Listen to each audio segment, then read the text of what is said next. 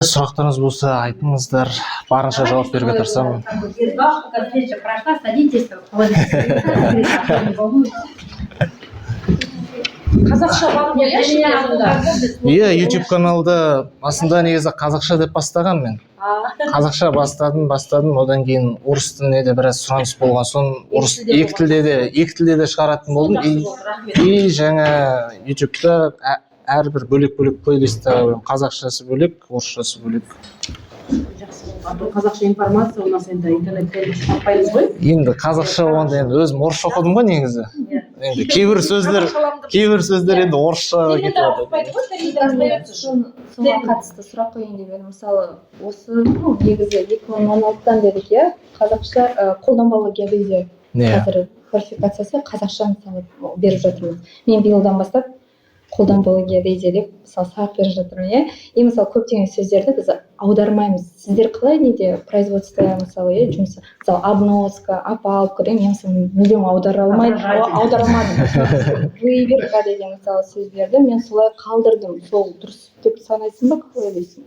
Енді біз орысша оқыған соң и вообще жалпы жұмыс істеген кезде де осы қалай оқыдық, орысшада айта береміз. Жаңағы опалубка, там обноска деп солай айта береміз. На производствода негізі қазақша айтылмайды, орысша сөйлейді бересіз. Терминологияны қазақша қалдырған дұрыс деп ойлайсыз ба? Негізі, потому что біз ана қазақша қалмай қалады ғой. Аударды, иә. Сөздерді аударған.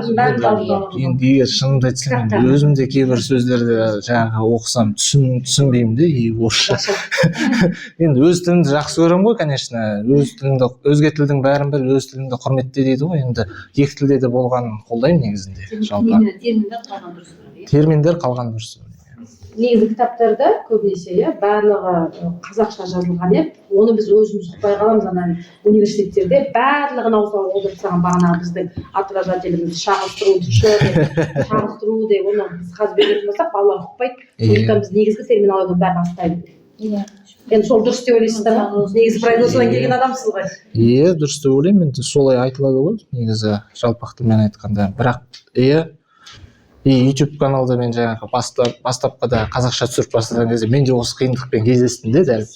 Алмаз, вот я, честно говоря, удивлена, у вас такой насыщенный график рабочий, да, вот посмотрела я вот за вот эти 7 лет, это все время в каких-то военно-полевых условиях, но тем не менее вы еще вот находите время все это, хронологию, у нас у преподавателей нет времени все это собирать, а у вас все хронологически прописано, сегодня полностью от того, как вы учились, от летней геодезической стратегии до сегодняшнего дня, все расписано.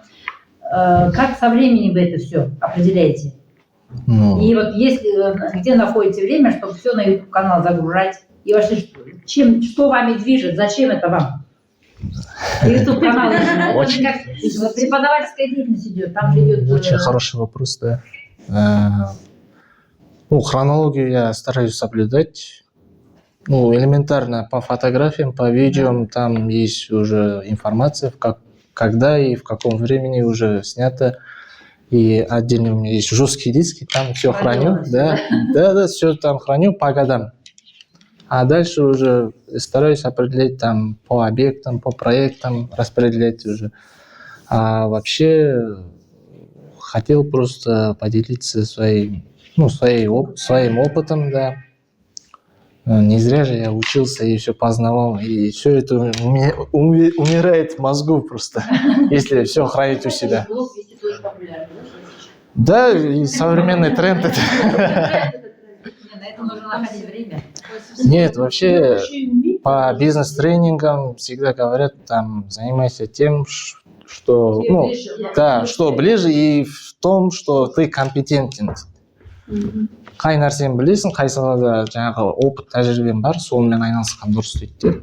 Можно дополнить насчет этого.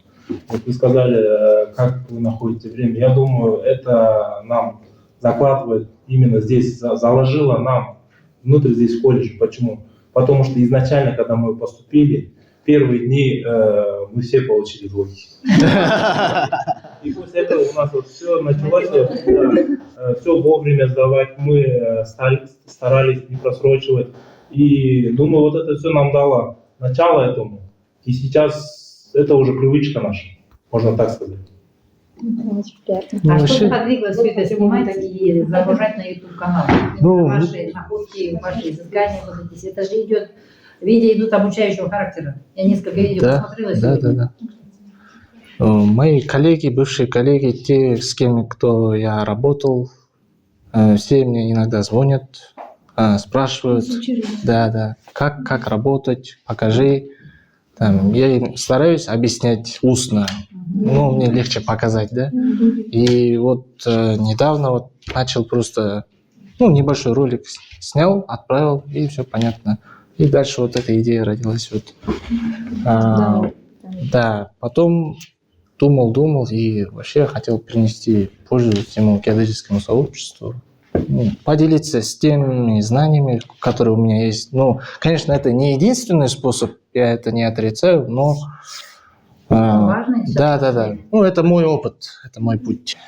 После такого пути, ну, по своему опыту скажу, на ЖК на бетонках работать не скучно? Очень скучно.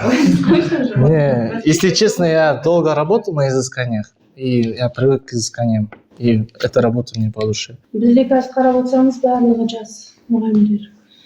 Және де жастығымен қоймай, бұлардың бәрі білімге құштар. Каждый раз мұны бір жаңа бірдеме көрсетсек, мысалы соны үйретеміз. Үйренуге қабілеттері бар. Бізде ең бірінші қазір өткен жолы Айгерім Нұрланмен сөйлескен шығар, сізге бинардың сабақ өткізсек деп. Оның бәрі мына қазір енді балаларымыздың өзі негізінде енді поколениеден поколениеге кетіп жатыр ғой, енді ол ешкімге жасырын емес. Қазір 150 мың зарплата десең, қарамайды олар уже. Хотя бізге мысалы біз айтамыз, жоқ, ең бірінші сендер өздеріңді маман ретінде көрсету керек деп. Мысалға міне өзің жаңа айтып отырсың. Мен ешқандай оның ақшасына қараған жоқпын, иә. Ең бірінші сен өзің білімін толықтырдың. Содан кейін барып ары қарай уже востребованный специалист болғандықтан әрине сен құнды маман боласың. Сол секілді біздің бүгін мына болашақтағы өздерінің ізбасарларын ғой балалар, соларға да сондай мотивационный видео ма, бір сондай бір кездесу енді осы видеоны тағы да ютубқа жүктеп саламын ғой, өңдеп, соңғы кезде көрсетсеңіздер болады. Алмаса, можно еще вот такой вопрос? Ты прошел летнюю практику, закончил, да?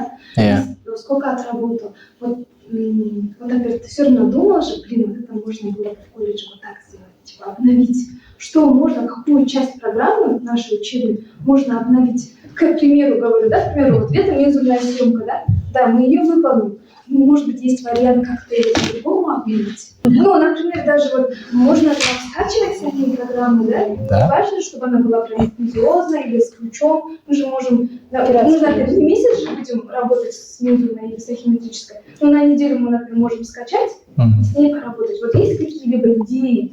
Нет, автокад можно учебную версию скачать. Там, если зарегистрироваться как студент, можно работать без проблем. А для коммерческого проекта это уже... Автокад 21 год, да, или? Вообще разницы нет. Да. Ну, я сейчас на 23-й перешел только. жоқ, қазір мына жаңа Айгерім Нұрлан айтып отырғаны академическая самостоятельность. Академическая самостоятельность деген подразумевается, что каждый оқу орны өзіне мысалға мына біздің түлектер ертең жұмыс орында қажетті маман болу керек. Сонда мысалға қандай өздері ұсыныс өз тараптарыңызда мысалға сізге де Осындай практика қосар едім деп айтасыз. Осындай практика, не өзгертуге болады? түсіндім сіздің сұрағыңызды. Ол үшін жаңағы бізде мензурный съемка дейді, енді ол бұрыннан қалған классика ғой. Қазір практически ондай ешқайда қолданбайды. Оған көп уақыт бөлмей ақ қойсын деп кеңес беремін. Иә, ол енді уже оцифровка. Көбінесе оцифровка дегеніміз ол жаңағы мысалы автокад, Excel, вот ең база деп отырмын ғой, осы геодезистерге ең база осы. Мен өзім осы программаны өте жақсы меңгердім де, соны айта аламын. Автокад пен Excel'ді білсе өте жақсы. Сол үшін мысалы жаңағы тахиметрический съемка болса, там жаңағы теодолитный ход жасап жатыр, полигонометрия жасап жатыр, оны мысалы қолмен есептегеннен бөлек жаңағы Excel'де есептегенін үйренсін. Иә, оны да біз де істедік, иә. Енді тағы да өте үйренсе жақсы болатын еді. И жаңағы автокад, енді автокад ол бәр жерде қолданады, геодезистер бәрі болады. Автокад жаңағы Civil ғой. Ну бірақ Civilді үйренбестен бұрын автокад база, енді автокадта жаңағы бүкіл енді осы топография, жаңағы оформление, жаңағы схемалардың оформлениясы, вообще автокадпен жұмыс жасап білу керек қой. Ол өте жақсы көмек береді. Мысалы мен сондай балалармен кездестім, енді студенттермен жаңағы вообще жұмыс жасай алмайтын. И соларға көрсетемін, үйретемін. Олар кейін маған рахметін айтып жатады дегендей. Вообще жалпы осы біраз программа жағында үйренсе екен деймін, енді обработка жаңағы. Мысалы біздер көбінесе полевой жұмыстарды білеміз ғой енді, мысалы разбивка жасау, там съемка жасау или нивелирование. И оның бәрін осы электронды түрде біраз обработка жасап үйренсе, өңдеп. Қазіргі кезде сол керек. Иә, қазіргі қазіргі кезде ол солай жұмыс жасайды да, уже ешкім қағазға жазбайды ондайды ештеңе. Мысалы полевой жұмыстарды жазатын болар, мысалы нивелирование деген сияқты да. А мысалы полигонометрический ходты ешқандай журналға жазбай-ақ тахеометрдің өз памятіне жазып істеуге де болады. Мысалы өзінің программасы бар, немесе просто обычный съемкаға кіріп әртүрлі приемдар жасап андан GSI форматта алуға болады данныйларды. И соның ішінде жаңағы вертикальный, горизонтальный угол. И сол углдарды алып уже жаңағы Excelге салып, уже обработка жасап. Біз Ернар екеуміз сондай жұмыспен айналыстық. И біздер микротриангуляция, полигонометрия жасадық қой. И сол кездерде сондай тәсілмен қолданғанбыз. Вот, к примеру, просто давайте представим, нам, к примеру, да, президент выделил какое-то иное количество денег нашему колледжу. Что можно вот сразу же приобрести, чтобы точно не устареет, не потерять свою модель? К примеру, автокад могу сказать, что можно скачать, да? Да, студенческий. Да.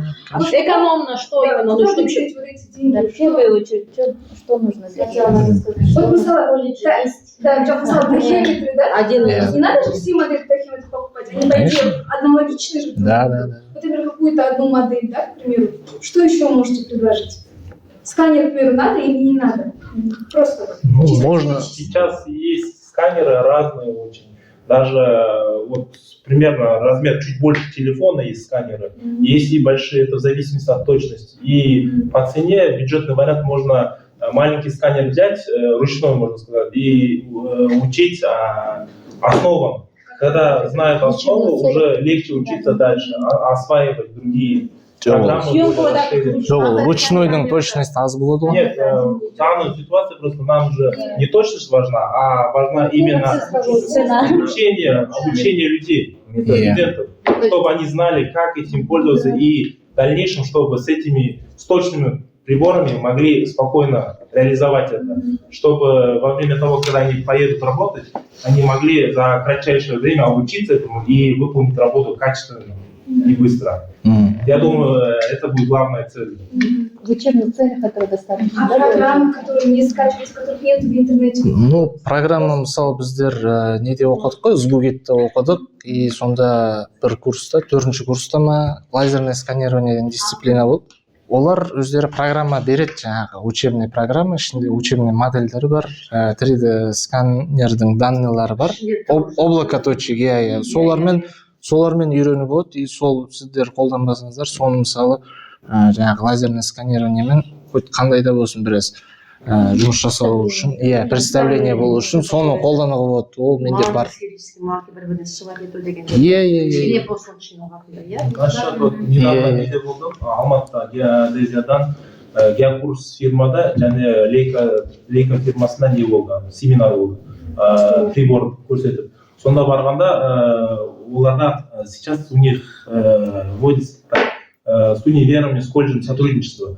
И я думаю, нужно с ними сделать сотрудничество для приобретения определенных программ, потому что им тоже это важно, потому что именно вот нынешние геодезисты, которые на производстве работают, чтобы они знали, и они это рекламируют, все это делают. Я думаю, они с хорошей скидкой даже могут предложить колледжу обучение. У них там входит программа, и к этой программе обучение идет. Но цены, конечно, там в этих брендовых фирмах большие, но, думаю, колледжу они будут с хорошей скидкой, если с правильным подход к этому делать, правильное обучение, потому что для них это тоже будет очень большой спрос. Если отсюда будут уже обученные специалисты будут, и они будут это запрашивать на производстве. Видео мынандай сұрақ бар.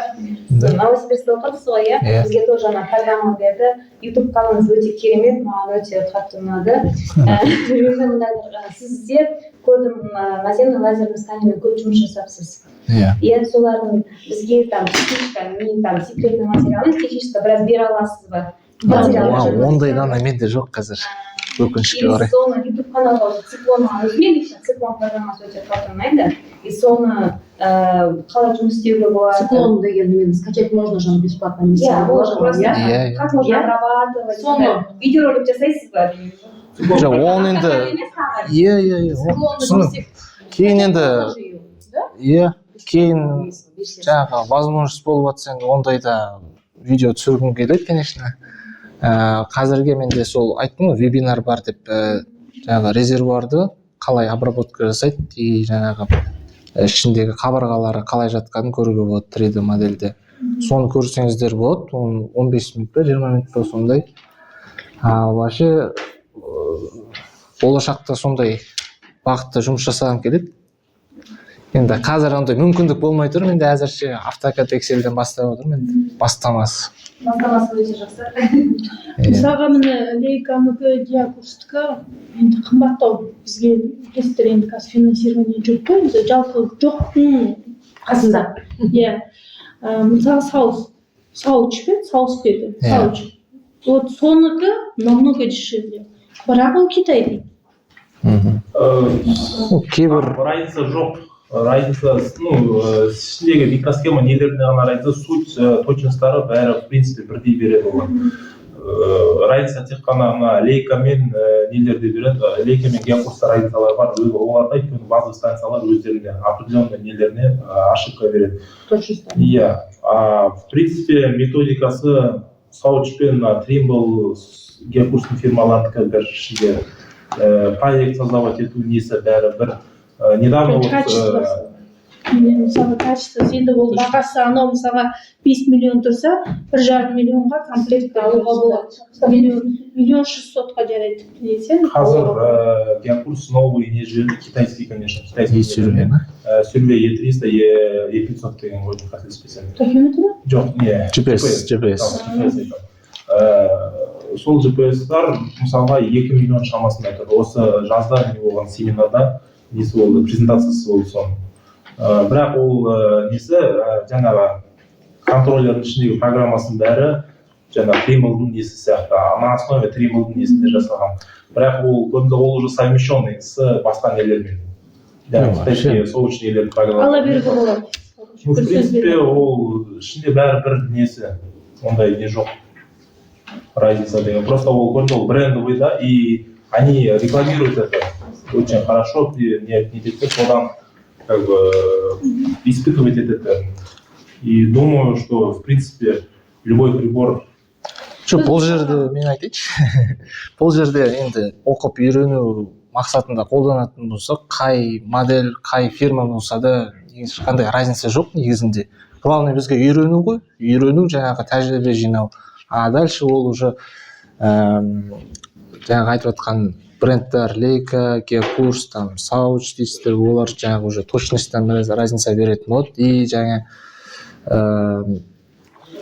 полевые работы ғой, поледе жұмыс жасау кезінде, вот сол кездерде біраз кейбір нюанстар болып отырады, әрбір прибор. Иә. Жоқ, мысалға енді бізге бөлінетін 8 миллион дейміз. 8 миллионға мен Leica-ның бір несін тест шестерканы алсам жақсы, иә, алам ба алмай ба? Ал Sauch-та мен мысалға одан 3-4 аламын. Мысалға біз сол с точки зрения сондай қарасақ. Иә, конечно, енді бюджетке байланысты. Мен оның бір кісімен сөйлесіп ой, оның несі жоқ, запчастары жоқ, ертең алып аласың, они как одноразовый деген секілді. Сол насколько ол? Иә, ол жылдан жылға енді үйде де еще студенттер көп бар. Интернеттен былай бізге доступный қандай программалар бар тағы? Мысалы, автокадты мы можем скачать и работать. Тоже так же, циклонмен тоже можно, да? Скачать и работать. Циклон учебная версиясы бар болу керек. бұрында мен істегенде солай болды. Қандай немесі? Қай жылғысы? Немесі? Ол бұрында циклон болған жоқ, 3D Reshaper деген программа болды. Сол кезде біз басында ключ сатып алмай тұрып фирма, біздер пробный версиясында жұмыс істедік. Там регистрация жасап 14 күн ба сондайға береді басында. Енді ол сұранысқа байланысты, қандай жұмыстың түріне байланысты. Жұмыс түріне байланысты да программа қолдану. Жеңілдету үшін, жұмысты жеңілдету үшін неше түрлі программалар бар ғой, мысалы там статиканы обработка жасау үшін там Trimble Business Center дейді өзінің программасы. Содан кейін мысалы ол өзінің родной ол еще бөлек сатып аласыз. Ол жаңа базовый модульда болады, еще тағы модульдармен бөлек сатылады да. Одан басқа мысалы microsurvey Starnet деген программа болды бізде. Онымен біз мына триангуляция, полигонометрия соларды уравнивать еттік біздер, координаттар шығару үшін. Кредомен жұмыс жасаған жоқпын. Колледжбен осы Узгугетқа барған кезде болмаса. Негізі онда да жақсы. Кредода неше түрлі нелер бар? Обработкалар. Бірақ естідің ба сен, что кредо үшін негізі производство қолданыста ма? Қолданыста бар. Жоқ, бізде білмеймін, Қазақстанда, Россияда бар мысалы. Кредода объем содан кейін жеткізіп береді. Маркшейдерлер қолданады. Тағы да қандай программалар қолданылады производствода? Біз білмейтін. Біздің көп. Көп папки естуім. Маркшейдерлер сүріп қолданады. А вот еще менде мынандай сұрақ, мысалы, ты именно, допустим, я тоже пару видеоларды қарап шықтым ғой, получается, полностью исполнительная съемка, да, там фундамент, показываешь, да? Просто я в этом году ПГ веду, получается, и у меня вот это все как бы идет, да, поочередно. Вот я себе прям записала планы, высотное смещение, это все вот у нас в календарном плане в рабочем месте, получается, это все актуально, да, на данный момент на производстве, да, но вот, допустим, у тебя именно исполнительная съемка, а у тебя нету, допустим, мысли того, что, допустим, именно полевую работу показать, ту же самую разбивку, например, фундамент, там, да, или там, котлована, там что-то. Вообще в будущем есть видео в поле снимать. Просто я же говорю, я только начал, месяц только прошел, я вот с обработки начинаю, с легкого варианта, как говорится. Вообще еще недавно говорил вот с представителем Геокурс, возможно, еще буду снимать обзоры видео. Вот предлагали, вот только что Ернар же говорил, вот есть Юрий, поснимать обзоры. Посмотрим, как получится. Ну, тут нужно еще дополнительное время распределять. У меня есть своя работа, есть еще там семья, как говорится. Я думаю, вообще, какой бы прибор ни был, старый или новый, можно с любого прибора выжить максимум, как говорится, там, выполнить работы, вот если проявить фантазию, вот, сделать, допустим, мы же определяем вертикальность, допустим, да, угол сооружения, да, допустим, можно определить оптическим способом, да, просто наведением зрительной трубы, да, и линейку поставить, замерить. Также можно безотражательным способом еще. Ну, тут еще есть один нюанс. В безотражательном режиме там не все поверхности хорошо отражают и показывают точные данные. Да. Нет, не гладко ровно. Там, допустим, глянцевая или вот алюминиевая поверхность есть же вот, она же вот, когда солнце отсвечивает, да, отражает, и там наш тахиометр вот не может измерить. Вот на своей практике я вот это заметил, вот не всегда точные данные показывает безотражательным способом. Тут надо уже больше практиковаться, да, и изучать поверхность. Вот, от какой поверхности, как она отражается. Да, а вот еще я хотела, допустим, насчет деформации сооружений, да, мы проходим только теоретическую часть, то, что вот я сама посмотрела, да, допустим, в группах и так далее. Хочу в этом году, например, вот любое здание же можно быть, я хочу вот каждый год там, выполнять измерения именно деформации, мониторинг делать, чтобы ребята знали, что для чего это делается, и каждый год им самим будет интересно, да, они на первом курсе, на втором, там, на третьем, и даже на третьем курсе они измерили, и будет ли какие-то там изменения? Да, вот мониторинг мы делали. Да. Какой-то, чтобы они понимали, что там. Ну, хоть небольшое сооружение соорудите, вот фундамент хоть залейте. чуть, да. Нет, вот мы на заводе вот замеряли вот фундаменты под опоры, там различные трубы стояли, там эстакады. И вот там же вот, ну, бетон же получается, бетонный фундамент. И там мы проводили нивелирование. Вот каждый год 2 раза вот проводим на заводе, на территории завода. Обычное нивелирование, там, технический или 4 класс. Проводим, вот все данные вот, да, все данные вот приносят. Вот у нас самый первый цикл есть, нулевой цикл, и там дальше уже мы все эти бетоны назвали по названиям и пронумеровали их углы.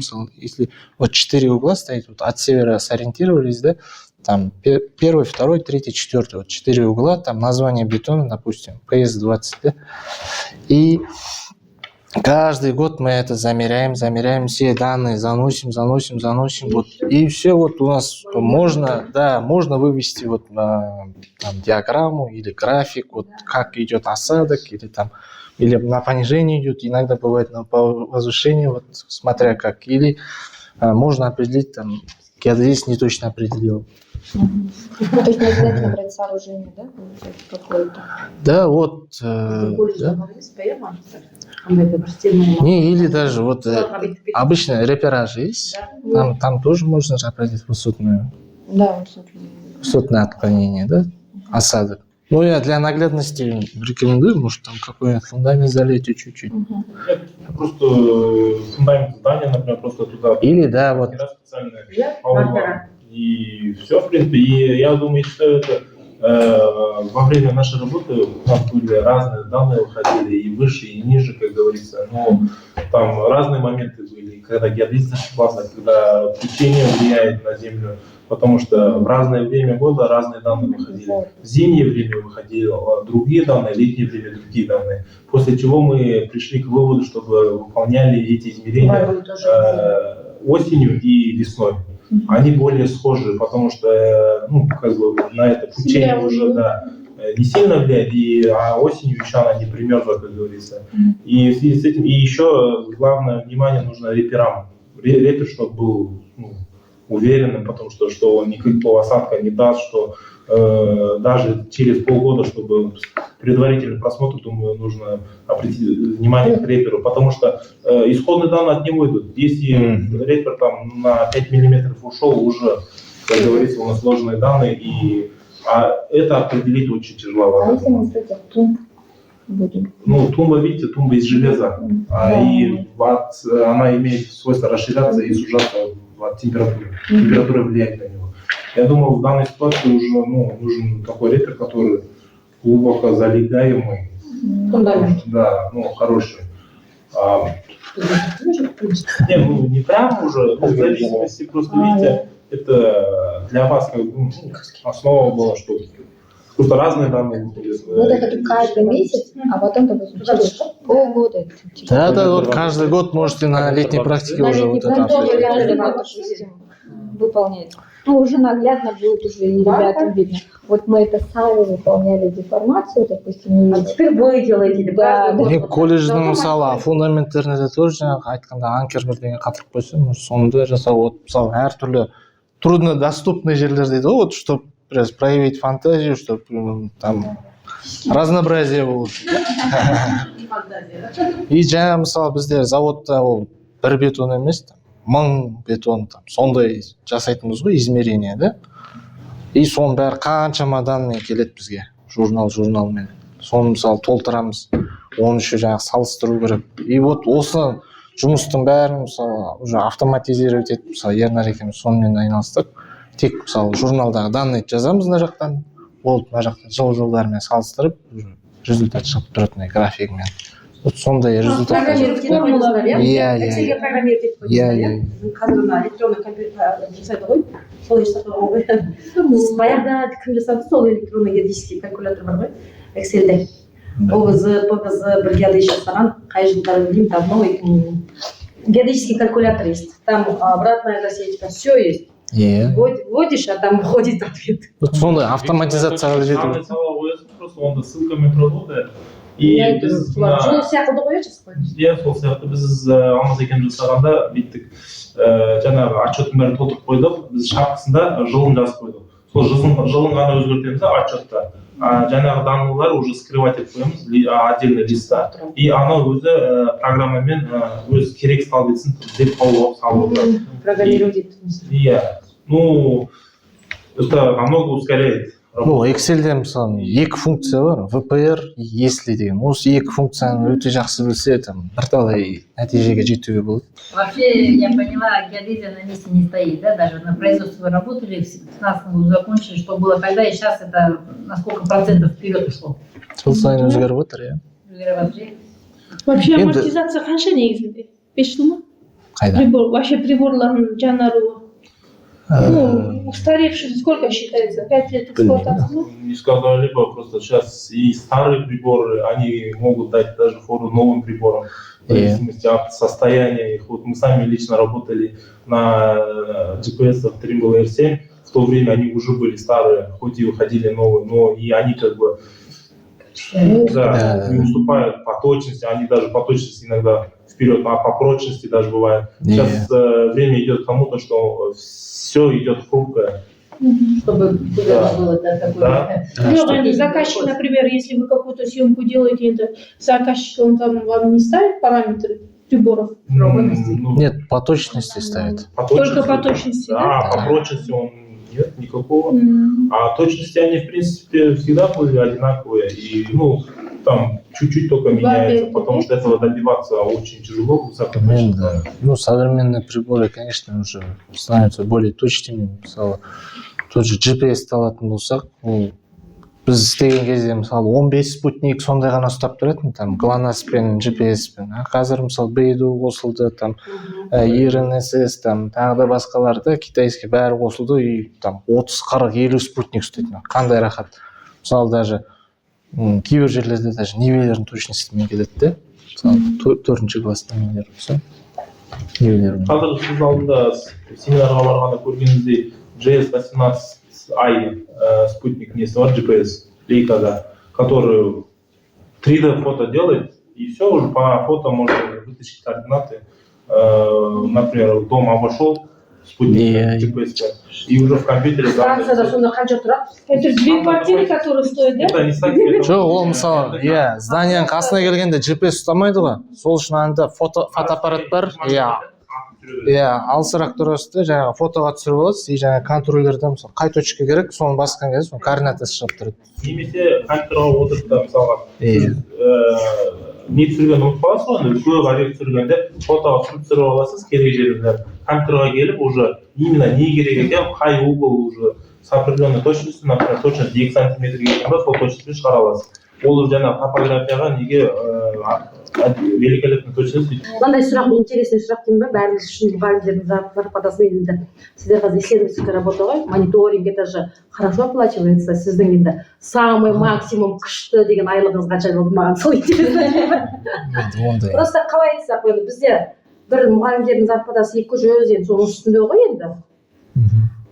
Иә, бізде мұғалімдер мысалы, біз таңертең мен түнгі білімге дейін жұмыс істейміз тоже. Кейіміз келген производстводағы, мысалы біз ертең студенттерімізге айтамыз ғой енді, осындай жұмыс жасаса, мониторинг, информация жасасам да, осылай зарабатывайте деп. Сонда максимум қанша зарабатывали деген сұрақ. Негізінде бұл сұрақ енді өте қатты көп қозғағым келмейді негізінде. Секретная десеші? Жоқ, иә, ол общественный резонанс болып кетеді, или там біреу көп алады, біреу аз алады дегендей енді өмірге жететіндей алып жүрдік қой, 400-500 мың мысалы айына. Мен қош кетсем болады, өйткені бізде қазір Алматының жігіттері, Алматыда жұмыс істеп жатқан жігіттер, бізде группа нелер бар, өзімізде бір бүкіл группада группаға салып жатыр, бүкіл Қазақстан бойынша группаға салып жатыр. Және не жасады, Excel'дан не жасап қойды, қандай жұмыс қанша тұрады деген. Ол енді әр геодезия әрқалай алады, плюс-минус қосып нетіп. Енді орада қазір бізде разногласие болып жатыр, кейбіреу аз дейді, кейбіреу көп дейді. Сол сияқты. И орада деймін енді сол ссылканы студенттарға бәріне көрсету керек деп ойлаймын. Өйткені организациясы жаңадан шыққан түлектер олар енді шығады, любой зарплата жұмыс болса деп бара береді. И сондай момент болып жатыр да, қазір уже геодезистердің зарплаталары шыны керек көтерілмей жатыр. Бір неде тұрады, жаңағы өзіңіз айтқандай 300 мың, 400 мың шамасында олар таңертең кешке дейін отыр дейді. Кейбір геодезистер бар, оларға жақсы төлейді. Өйткені олар өздерін көрсетті, танитын, мысалға сізді заказчик таныса, сізге ол жақсы төлейді. Өйткені сіздің жұмысыңызды біледі, бәрін біледі, дұрыс қалай нететінін. И соны поддерживать ету үшін мен жаңағы ссылканы ойлаймын, түлектерге де производствоға баратын кезде де енді производство ол енді әркім әрқалай сөйлесе төлемесе де қайда 150 қой біз 80 мың алғанбыз практикада производство маман ретінде жоқ маман ретінде айтқанда да жаңағы енді орада біз неттік зарплата жөнінде айтқанда геодезия без опыта деп жазылған момент бар. Осынша зарплатаға нету керек дегенде. Мысалы, стажын жазды. 1 жылдан 2 жылға дейін стаж болса, мынандай зарплата болу керек. Среднестатистический зарплатамен еттік. Егер, мысалы, өзінің құралым болса, тағы да бір определенный зарплата.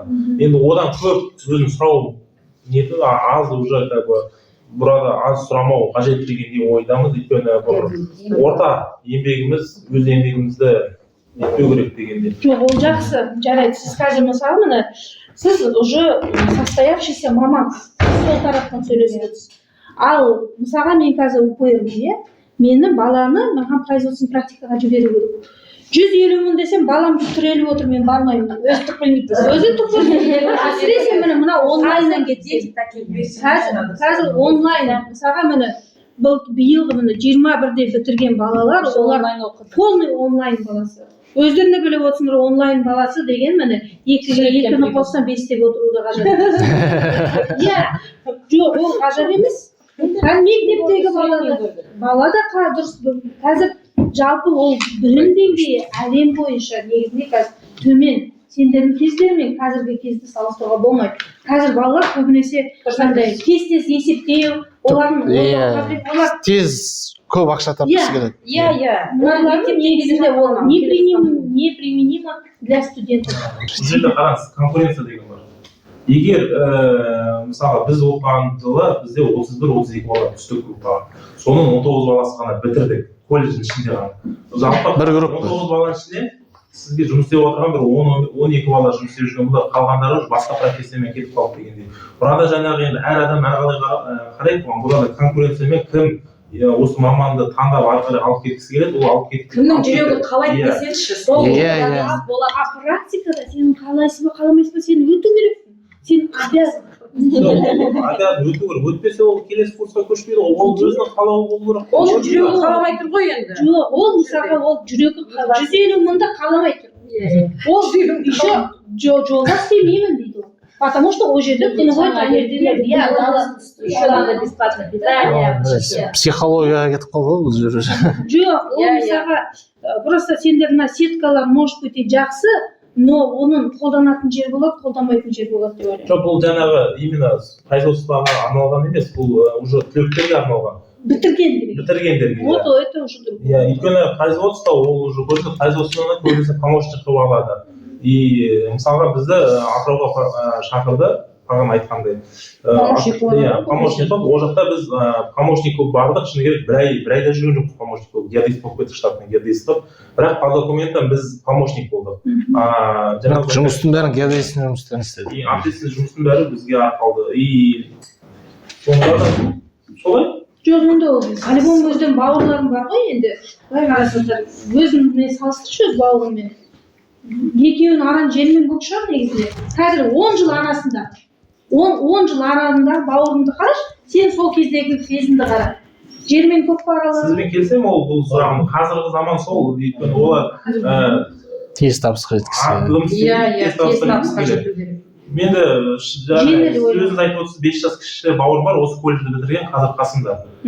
Шыны керек, өзімен бірдей алады, кейде көп алып кетпес. Бірдей алады деген ғой. Қазіргі просто енді оған өзімде жұмыстарын беріп отырам, бірақ өзім көмектесіп отырмын, өзім қасымдағы бауырым. Поддержка.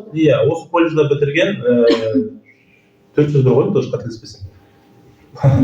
иә өйткені енді оған енді білмеймін әр адамда әрқалай енді өзің қалай мысалы айтады ғой как ты себя оцениваешь, как и ты будешь жить дегенде өз өзіңді бағалай білу керек. олар сондай көп оқыған дейсіз. бағалап жатыр деп ойлаймын енді бірақ жастар өзі көп бағалап тұр ғой бұл жерде.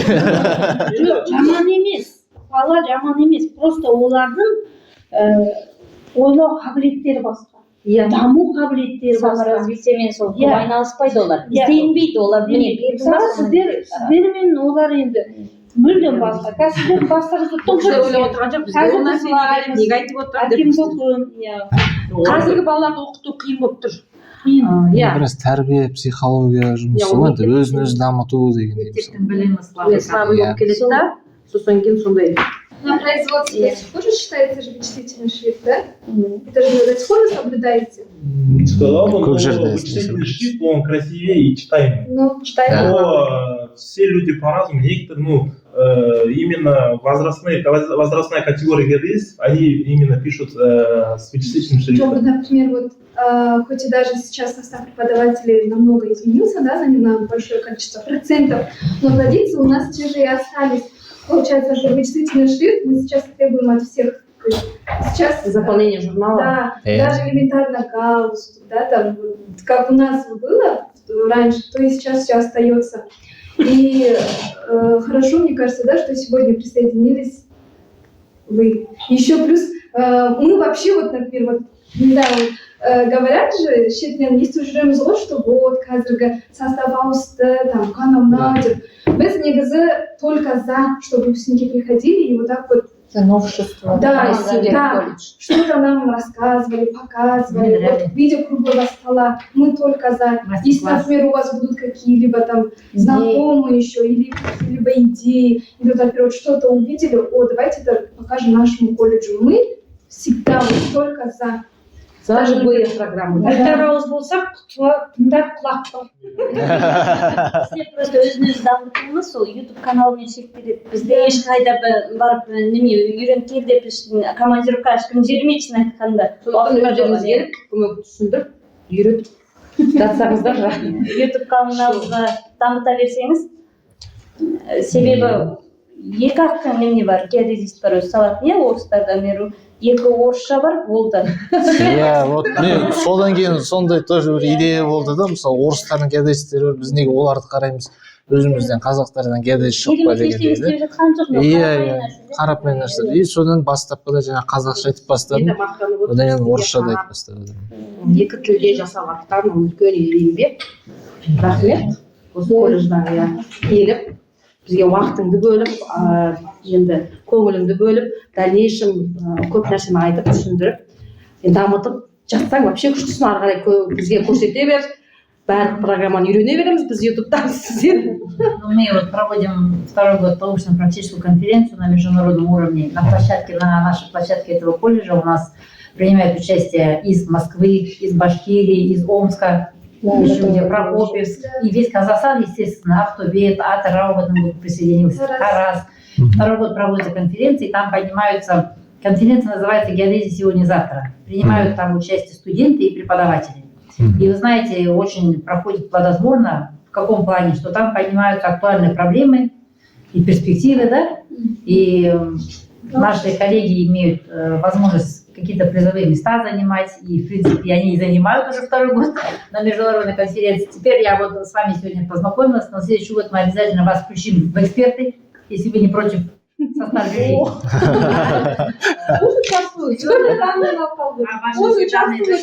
Вот его, Ернара тоже возьмите.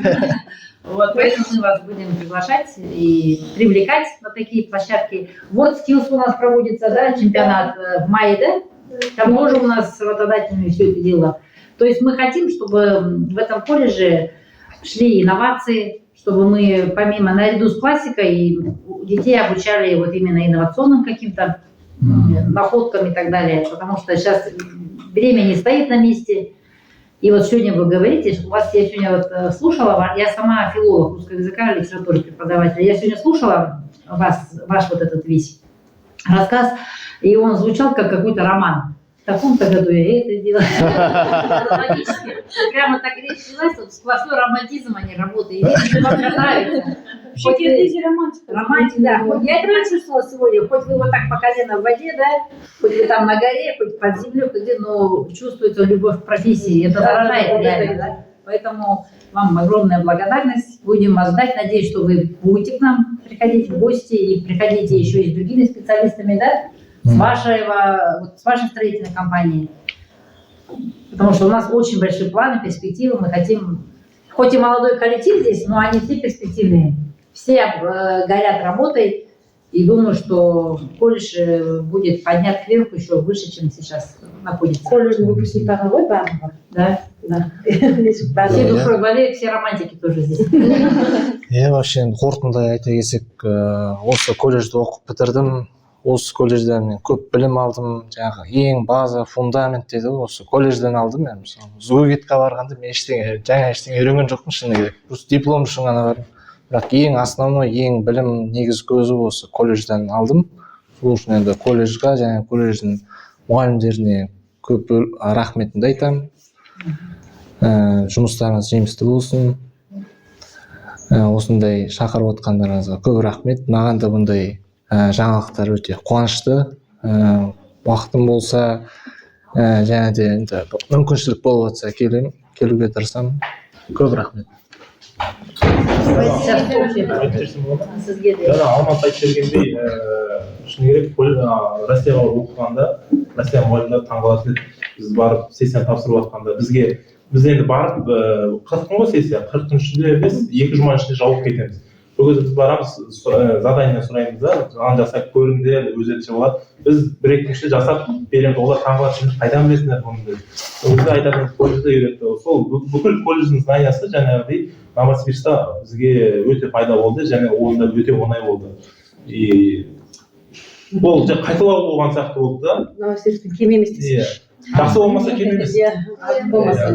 Енді қосар кетерім тағы да не, болашақ түлектерге практика өтетін жер именно ана геодезия фирмасына направлять етілсе деймін. Өйткені өзіміз именно геодезический фирмаға бардық, геодезия және бурение геология жасайтын фирмада жұмыс істедік, производственный практика болды, және алғашқы жұмысымызда сондай жерде орналасты, и сондай жерде өте көп опыт алынады. Ал мысалға жолда, онда тек узкий специализированный жерде жол деген ол. Жол және стройка. Құрылыста аз жиналады да тәжірибе. Ешқандай не жоқ, онда және адам жалқау болып кетеді. Геодезистер жалқау болып кетеді. Ең мысалға жаңағы не жерде қиыншылық, ыстық, күн суығы, су, му бәрінде жүре береді. И ол адамның мысалға жұмысқа деген мотивациясы, жүрегі ашылады. И сондай жерлерге направлять етілсе деген тілек. Тек қана топография емес, ондай геодезический жұмыс жасайтын жерде әртүрлі объемда шығады, неше түрлі жұмыс. Просто именно сол геодезиямен айналысатын фирмаларға түлектер барса. Мысалға өзіміз Каспий Гео деген фирмада істедік, Атырауда. 6 жыл істедік, жаңа производственный практикада сонда болды, жаңағы көрсетіп өткенде бүкіл жұмыстары сонда бізде үйретті. Жаңағы беспилотник бар, 3D бар. Материально-технический базасы жақсы. Иә. Тағы да қандай бар? Бүкіл фирмалар бар, сол сияқты. Именно Надир деген фирма бар. Надир бар. Негізі ондай фирмалар көп. Просто атын көп естиміз, конкурентно способный нелерде. Мысалға жаңағыдай фирмалар, көп фирмалар производственный практикада жақсы көрсетсең, келесі жылы өздері шақырады. Бізді Алмас екеумізде келесі жылы сразу кел деді. Біз кетпей жатыр, производственный практика бітпей жатыр, келесі жылы кел деген. Келесі жылы бардық, сөйтіп 6 жылға қалып қойдық.